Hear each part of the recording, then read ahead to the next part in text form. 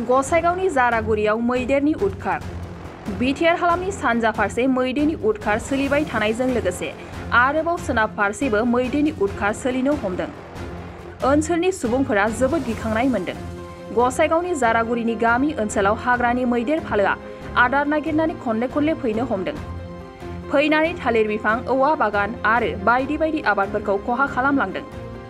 हाग्रा बिफाननि रैखाथि हान्जा फैदोंब्लाबो लोगोसे गोबां मानसिफोरा थुबुर जासेयावबो मैदेर फालोखौ होहरनो हाया जादों।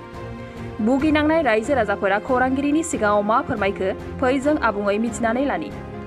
आसलते खाद्যৰ অভাৱত মানে জংগলৰ পৰা আহিছে ইয়াতে আমাৰ গাঁৱত মানে মুঠতে খাদ্যৰ সন্ধানত আহি আছে। ইহঁতে বাৰে বাৰে আহি আছে, এবাৰ নহয় দুবাৰ নহয়, কিন্তু বাৰে বাৰে আহি আছে, উপদ্ৰৱ চলাই আছে, উপদ্ৰৱ হৈ আছে। মানে যেনেকে খোলা গছ বা বিভিন্ন খেতি পথাৰ এইবিলাক নষ্ট কৰি আছে। মানে মোটামুটি খাদ্যৰ সন্ধানত আহি আছে আৰু এইটোই দেখা যায়। আজি মানুহৰ কিবা ক্ষতি কৰিছে নেকি? আজি মানুহৰ কোনো ক্ষতি হোৱা নাই, কিন্তু যেনেকে কলা গছ আৰু যে ধান খেতি পথাৰ এইবিলাক মানে ক্ষতি কৰি আছে।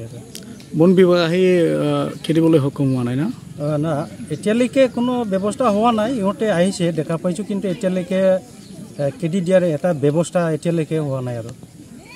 बाक्सा जिल्ला खख्लाबारि हजुआ सकनि के रडजों थांनाय लामायाव थानाय एमबी रिफाइनिं हाउसआव मबाइल ग्लास गावनायखौ गोरलैनो फाहामनो हानाय गोदान OCA मेसिन लानानै फैदों।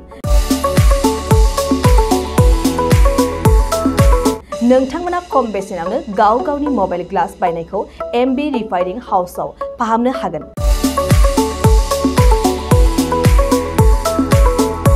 मबाइल ग्लास बायनायखौ फाहामनायजों लोगोसे मबाइलनि बायदि रोखोमनि बाहागो आरो बायदि रोखोमनि मबाइलनि गाज्रि जानायखौ बे एमबी रिफाइनिं हाउसआव फाहामनो हागोन। बायदि रोखोमनि mobile glass, mobile temper, mobile charge, headphone, pen drive, memory आरो mobile battery, computer, mouse, computer keyboard आरो मबाइलनि बायदि बायदि रोखोमनि बाहागोफोरखौ मोननो हागोन। एमबी रिफाइनिं हाउसआव फोरमायनाय बायदिब्ला दासान्दिनिफ्राय लानानै फैगौ दिवालीसिम डिसकाउन्ट होगासिनो। मख'नो गोनांदि एमबी रिफाइनिं हाउसआव गुबुन हादोर एबा भुटान हादोरनिफ्राय माखासे सुबुंफोराबो बायदि रोखोमनि मबाइलफोरखौ फाहामथाय होफैयो।